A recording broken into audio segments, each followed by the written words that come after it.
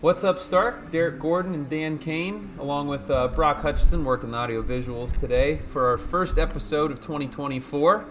Cheers, gentlemen. Cheers. Sure.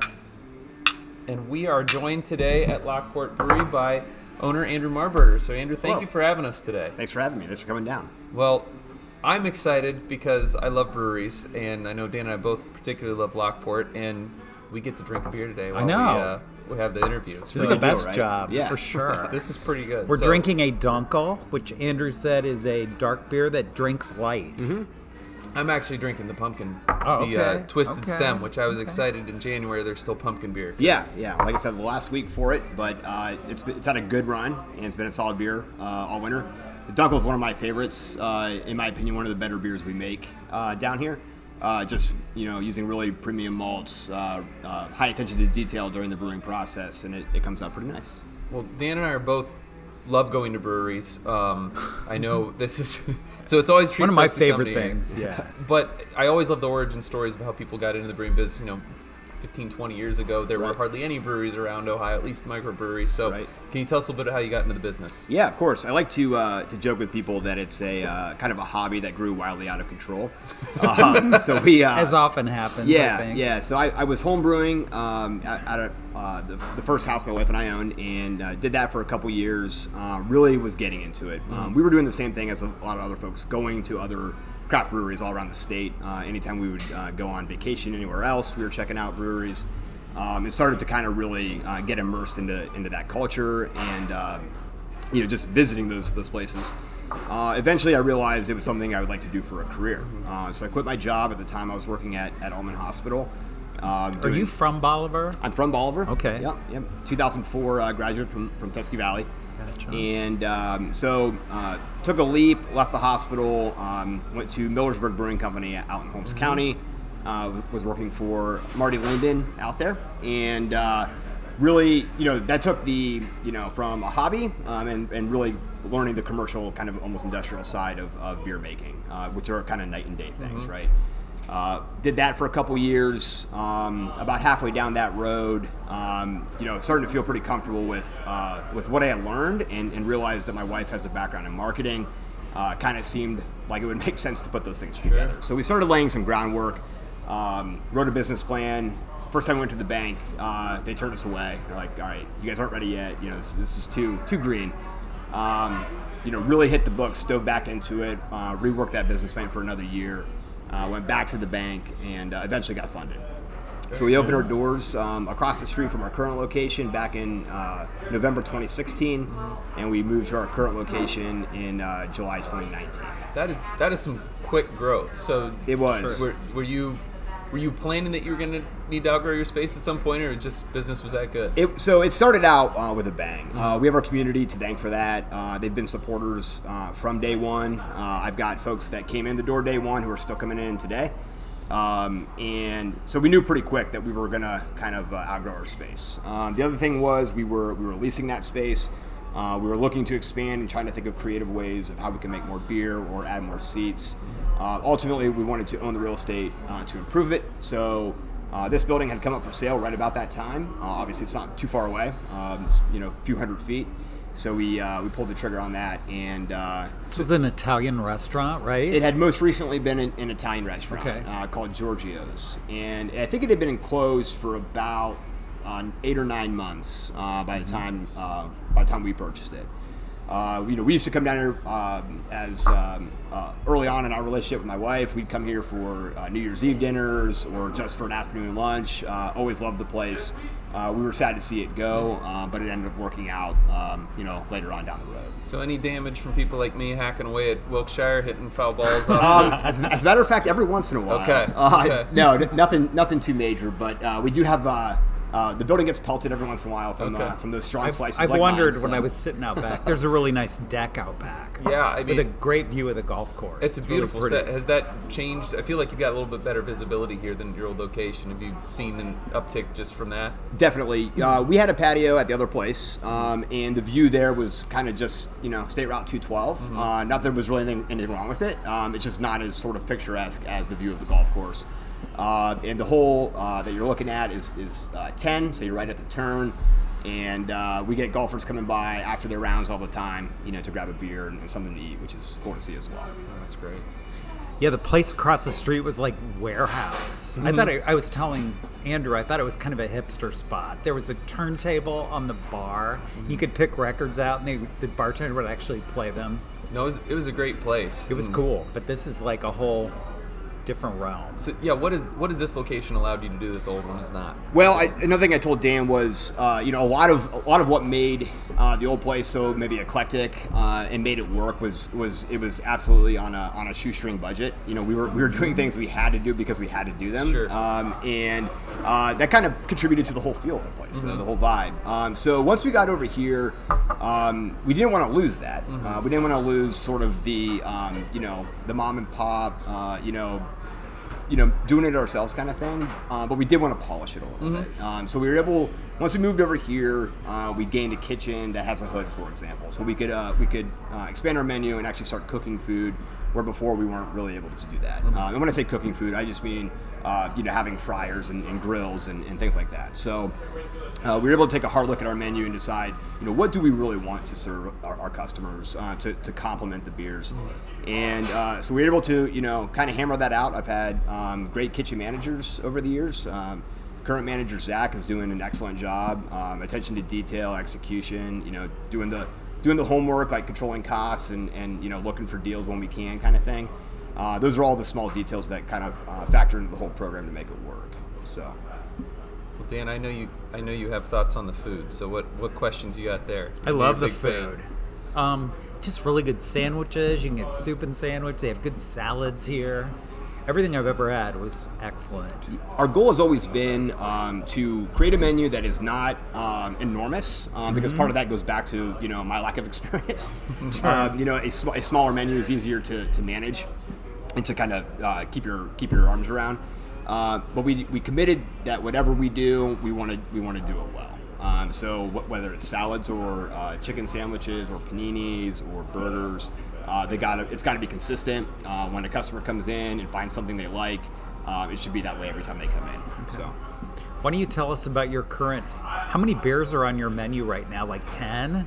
12? There's about typically we have about 15 beers on tap plus a house-made root beer. That's ambitious. Yeah. So we had 12 taps across the street, and we actually ended up running into an issue where, across the street the issue was keeping taps full because our capacity to make beer was pretty low. Here we kind of reverse that, and we have 16 taps that feed both the tap room here and the deck out back. So the goal was to obviously keep it full at all times. We want to look at our tap list as a way to satisfy as many beer drinkers as possible, whether you're brand new to craft beer, haven't ever had one before, or you're a veteran craft beer drinker and you like big flavor and different styles, maybe even sours, things like that. So it's a broad sort of cross section where we have light, easy drinking beers in our Gateway and Kolsch's. We've got sours in our Peach City and Tart at Heart. The seasonals like the Twisted Stem and Sheer Beer. And then of course our IPAs. We have a New England IPA right now called Oh Hey Juicy, and we have our of course flagship IPA, which is Ruckus. I gotta say, I love the balance here. You go to some places and they're either all super hoppy beers or real dark malty beers. I think you've got something for everyone on here, which is I think important for people either come for the first time or diehards that want to try something new. You got it. And again, building everything we do in the mindset of where we're located, and typically in maybe more densely populated areas, you're gonna have a lot of beer drinkers that are already familiar with a lot of the flavors that are in craft beer.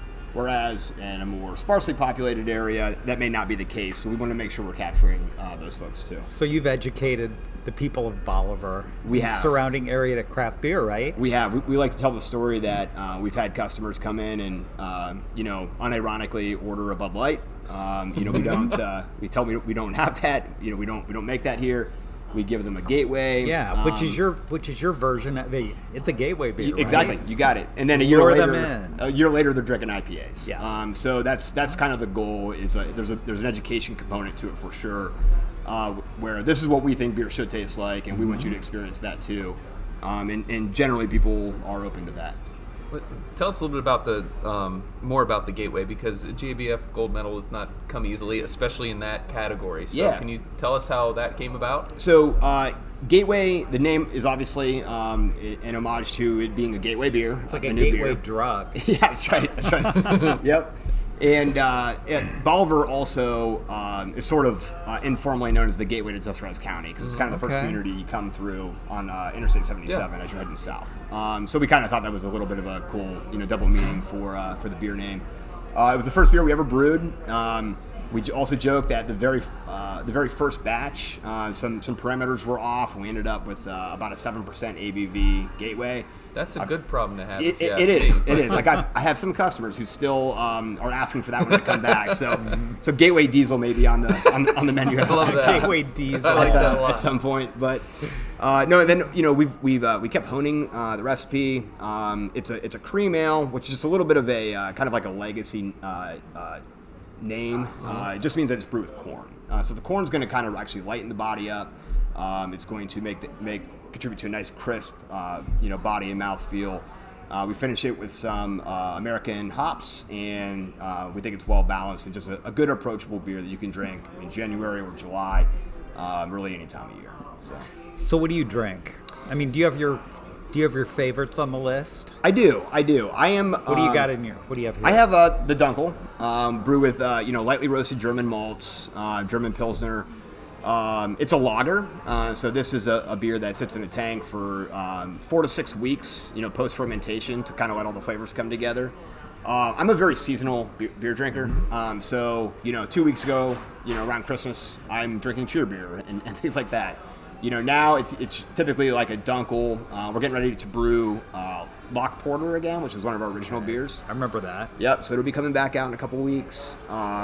And then summertime, when it's really hot, I'm typically drinking either Gateway or Old Lockport Lager, which is one of our kind of summer light lagers. So Okay.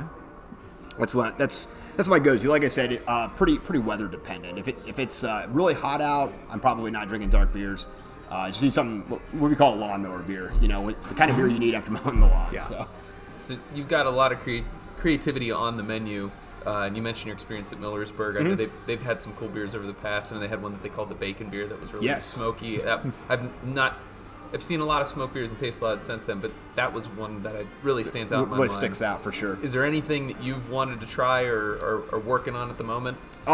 Yeah. So we actually had somebody in here yesterday that was asking us about a white stout, and that's kind of beer that Butcher and the Brewer up in Cleveland. Albino Stout. Albino Stout, fantastic beer.